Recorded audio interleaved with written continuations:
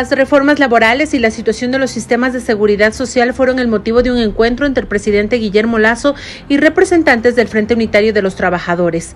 La cita se desarrolló en el Palacio de Carondelet en Quito la noche del miércoles 2 de marzo. Ángel Sánchez, máximo dirigente del Frente Unitario, dijo que buscará lo más beneficioso para todo el Ecuador, no solo para un sector.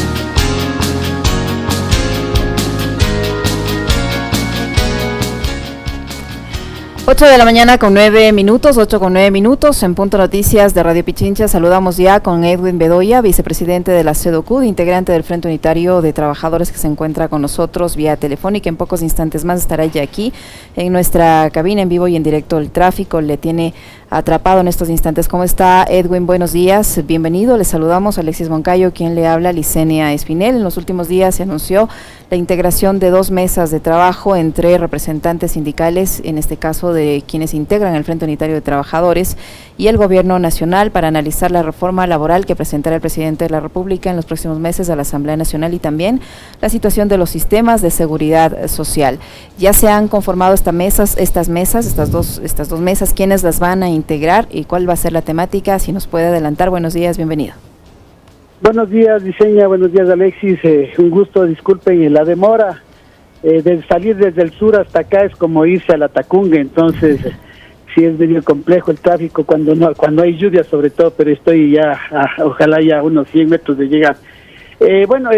Sí, realmente la agenda que nosotros habíamos preparado para conversar con el presidente ya no fueron solo los 2 temas que se acaban de señalar, que son el resultado de la reunión de esa noche.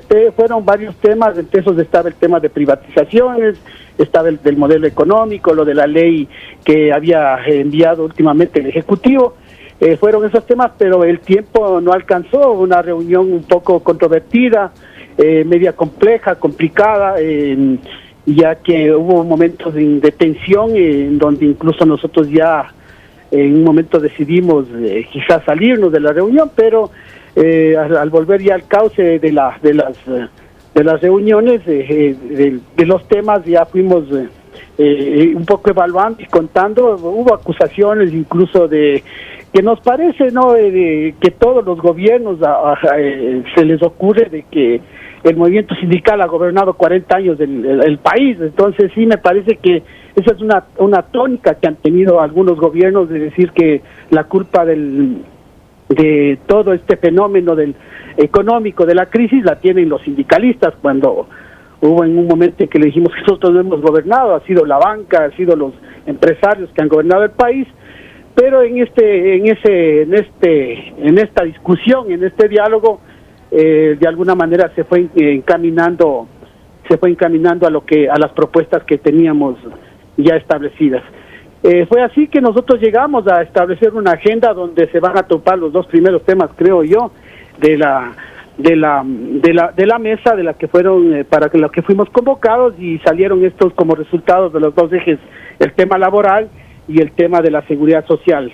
En el tema laboral básicamente le propusimos nosotros que se encamine bajo una línea de seguir nuestro modelo de código de trabajo que fue presentado en la Asamblea, y en el tema de seguro social, que ya con el presidente del directorio ya habíamos avanzado. Entonces nos pareció y seguir esa lógica para ir encaminándonos en este diálogo.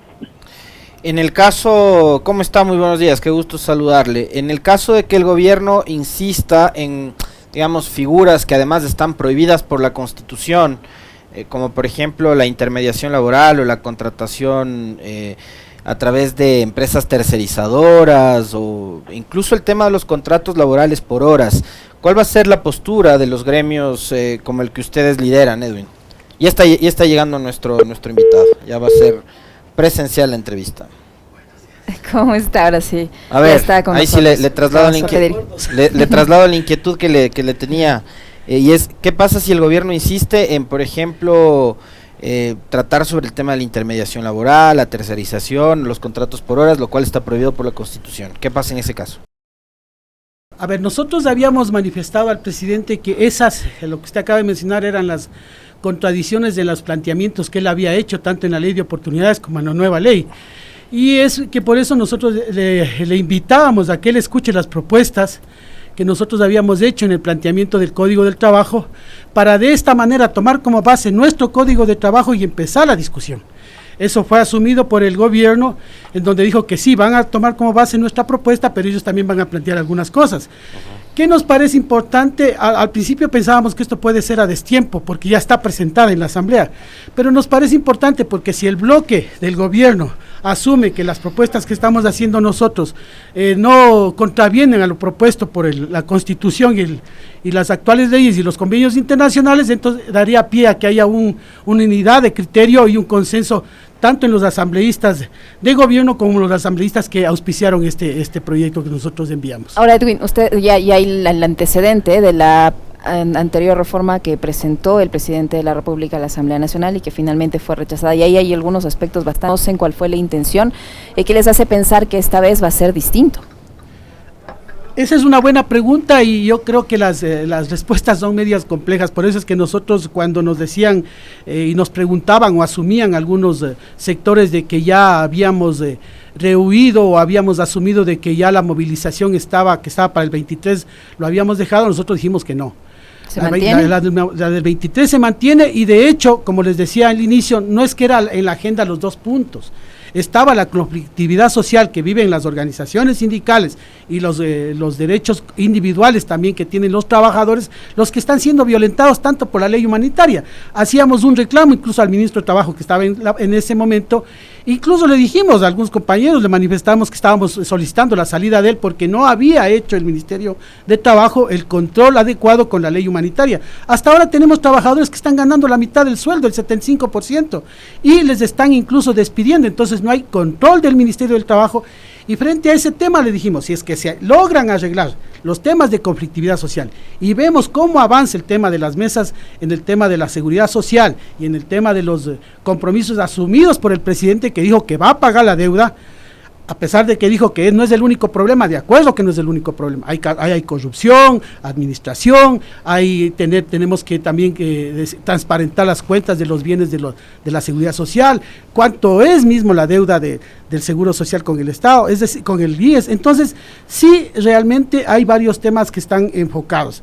Si es que vemos que no se resuelven estos temas, nosotros vamos a mantenernos en el tema de la movilización, porque es parte del derecho que también tenemos las organizaciones de manifestarnos.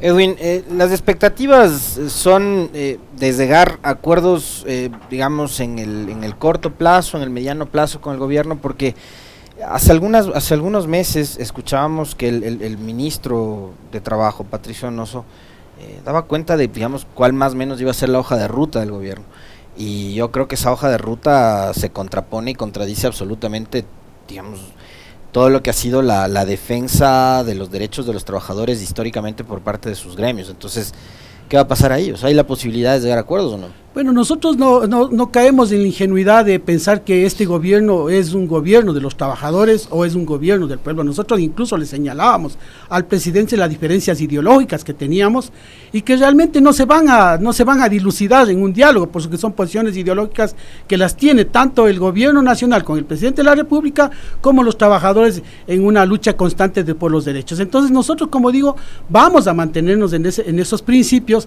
y como está puesto ya en la base, de que la base de la discusión es el contrato, el proyecto de Código de Trabajo, entonces vamos a ver que se avanza, porque tampoco podemos cerrarnos a decir que no va a haber ningún resultado. Nosotros queremos dar muestras que tenemos una propuesta o tenemos varias propuestas en los temas, y si es que nos dicen en el futuro que no hemos tenido propuestas, aquí está desmentido.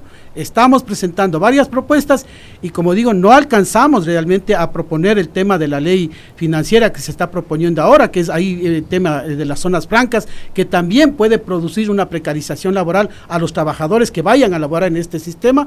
Entonces hay todo un espectro que está en discusión, como digo, que no agotamos esa agenda el día de la reunión con el presidente. Ahora, Edwin, hay que destacar que finalmente les han incluido en esta suerte de diálogos, porque recuerden recuerde usted que en la primera etapa, con la anterior reforma laboral, el FUT no estaba tomado en cuenta. Conversaron con los gremios afines al poder de turno, ¿no? Ustedes ahora han sido incluidos y eso hay que destacar. En materia de seguridad, Edwin, ¿qué les anticiparon? Porque ya sabemos o ya se conocieron algunas versiones sobre una supuesta reforma a la seguridad social que planteaba el presidente del Consejo Directivo del IES en el sentido de incrementar la edad de jubilación y el aporte. ¿Se habló, se mantiene eso? ¿Les dijeron algún dato de cómo estaría enfocada esta reforma a la seguridad social? ¿Pudieron conversar de eso? A ver, tuvimos 2 reuniones con el presidente del directorio del IES, en donde le manifestamos y le entregamos una propuesta incluso sobre el IES que queremos, así lo hemos denominado, y le dijimos que se discuta lo que nosotros estamos proponiendo. No puede decirse de que como los trabajadores no están proponiendo nada, entonces se puso sobre la mesa. Se va a discutir la propuesta que nosotros hemos hecho, se va a debatir esa propuesta, pero sobre todo lo que no se consiguió, sino más bien se insistió en que la deuda del gobierno con el IES es importante. Se le dijo que en el último informe actuarial, no hecho por los trabajadores, sino hecho por la OIT, con el Consejo del IES, determinaba ahí que pagando el 40% se podría tener ya las jubilaciones previstas hasta el 2043. Entonces, ese es un inicio, que si se coloca en el presupuesto del Estado la deuda con el IES, porque no está en el presupuesto del Estado, y lo que nosotros queremos es que existe el compromiso de este Estado, del que venga, de que se va a pagar la deuda, y eso es una de las cosas, es colocar en el presupuesto lo que se va a pagar. Entonces, esos son los compromisos que se han hecho, y el tema de la edad de jubilación y el incremento del aporte no tiene cabida.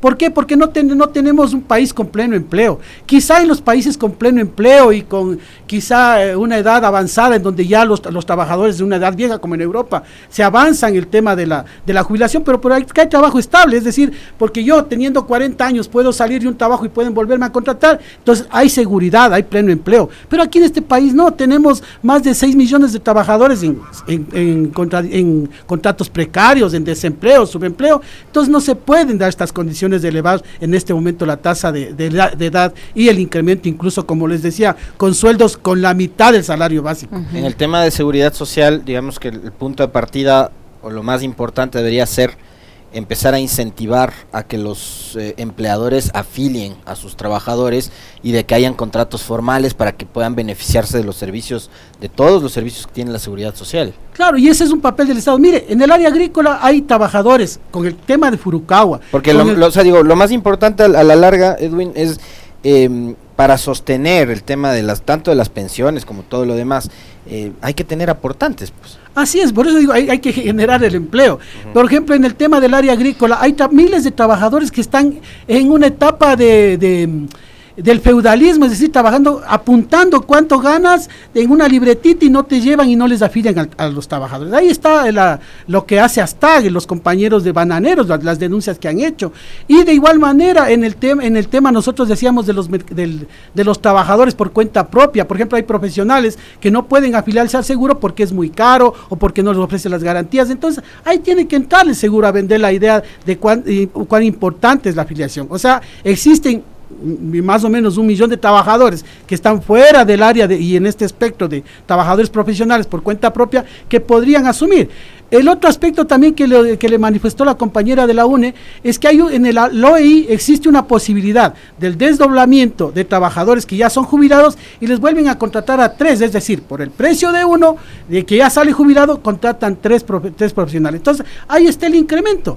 Entonces, eso le explicábamos nosotros esa noche al presidente y por eso es que nosotros aspiramos que las propuestas que han sido entregadas por el Frente Unitario de Trabajadores sean escuchadas en este momento. Edwin, ¿cuándo se van a reunir estas mesas? ¿Quiénes las van a integrar? ¿Se han fijado un plazo para que estas mesas ya arrojen primeros acuerdos o resultados?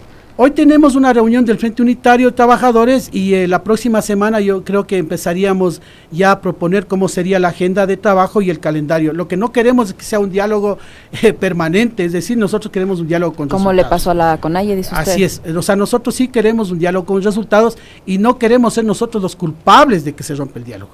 Y hay un compromiso del gobierno, hay un compromiso de los trabajadores, entonces echémosle para adelante. Queremos empujar el país, pero tiene que cumplirse los compromisos políticos. Ahí es más que un compromiso de los trabajadores, yo creo que es un compromiso del gobierno para poder seguir esto adelante. Del lado de los trabajadores, ¿quiénes van a participar en estas mesas? Hay 6 delegados en la mesa laboral de parte de las centrales sindicales, 6 delegados del gobierno, y en el tema de seguridad social está el presidente del directorio y los trabajadores también. ¿Ustedes, Edwin, confían en el gobierno? Mire, ¿O cómo llegan a este proceso de conversaciones? A ver, nosotros, como le decía al inicio, tenemos que entender que es un gobierno neoliberal, así no lo quiere aceptar, es un gobierno neoliberal. Y una de las cosas que tienen la contradicción, que en el discurso de la campaña, el mismo presidente, acuérdense, decían que ya no creían en el Fondo Monetario Internacional, que había que cambiar de modelo. Bueno, entonces cumpla lo que ofreció en la campaña. O sea, estamos conscientes que es un gobierno con ese tinte, pero vamos a ver qué resultados arrojan, porque ya ahora ya la cancha está en el lado del gobierno. Nosotros ya hemos hecho una propuesta y vamos a ver hasta dónde continuamos. No somos ingenuos, pero sí necesitamos establecer que hemos hecho una propuesta y que se venga a discutir tanto con el gobierno como con la Asamblea. Esa marcha prevista para el 23 se va a mantener, decía usted, Edwin, ¿qué características va a tener? Bueno, es una movilización pacífica como la que hemos realizado siempre y reclamando y exigiendo lo que nosotros hemos venido. Y ahora aún más que se cumpla el tema del diálogo, que se cumplan los compromisos del gobierno con los trabajadores y con el pueblo en general. Muy bien, muchísimas gracias, Edwin, por su tiempo, por habernos acompañado en vivo y en directo esta mañana. Edwin Bedoya, vicepresidente de la SEDOCUD, integrante del Frente Unitario de Trabajadores, que ha estado con nosotros. Muy amable, Edwin, muchísimas gracias. Muchas gracias a ustedes.